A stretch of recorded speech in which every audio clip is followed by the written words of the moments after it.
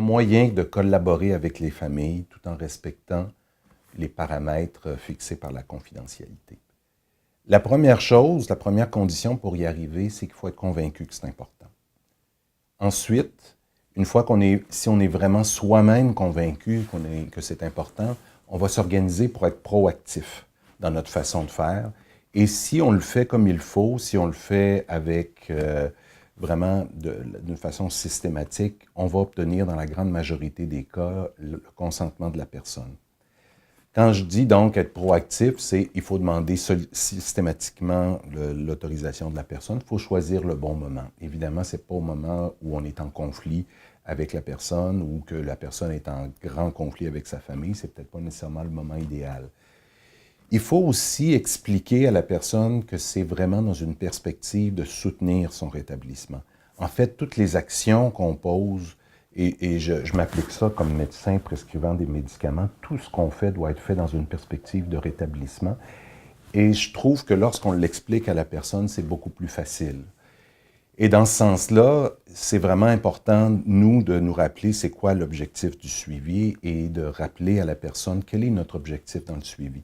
Je vais le dire souvent à la première rencontre, je vais leur dire, écoutez, mon objectif, c'est pas de vous donner des pilules, c'est pas nécessairement que vous arrêtiez d'entendre des voix. Mon objectif, c'est de vous aider, de vous soutenir dans la réalisation de votre projet de vie. Et je pense que pour ça, rester en dehors de l'hôpital, c'est important. D'abord, il faut faire valoir à la personne les avantages de la collaboration, qu'on collabore avec les familles.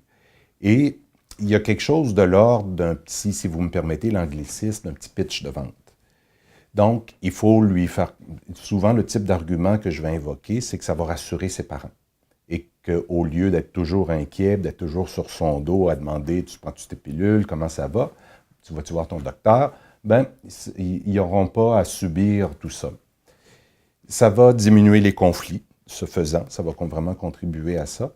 Et aussi que, dans le fond, le fait que les parents soient en collaboration avec nous, ça va aider à mieux accompagner la personne.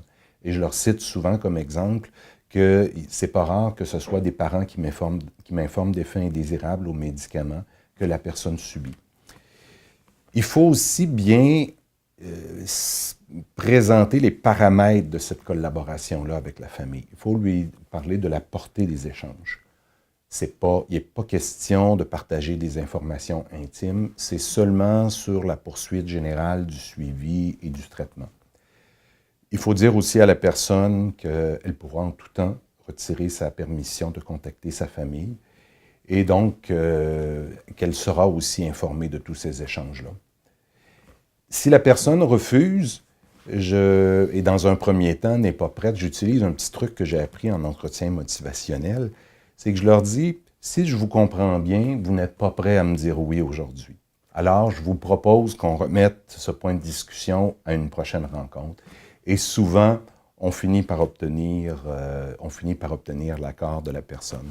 Donc, vraiment, il y a quelque chose dans la façon d'aborder tout ça. Je voudrais ajouter aussi un élément qui favorise l'acceptation de la collaboration avec la famille, c'est de ne pas demander un accord par écrit, mais plutôt d'y aller avec une demande d'un accord verbal. En fait, on devient toujours un petit peu plus méfiant.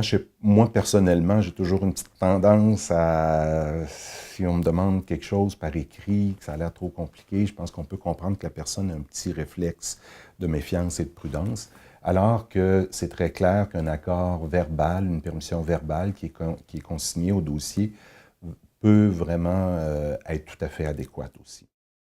On se retrouve quand même en psychiatrie parfois, malheureusement, à devoir aller en ordonnance d'autorisation de soins, d'aller chercher un jugement de la Cour qui va nous permettre de traiter une personne contre son gré. Alors, c'est une autre disposition que j'utilise parfois dans de tels contextes, c'est que je vais inclure dans ma requête l'autorisation de partager les informations avec la famille et de collaborer avec la famille. J'ai ajouté un tel paragraphe, je dirais probablement une quinzaine de reprises dans des requêtes, et ça n'a jamais été refusé par la Cour.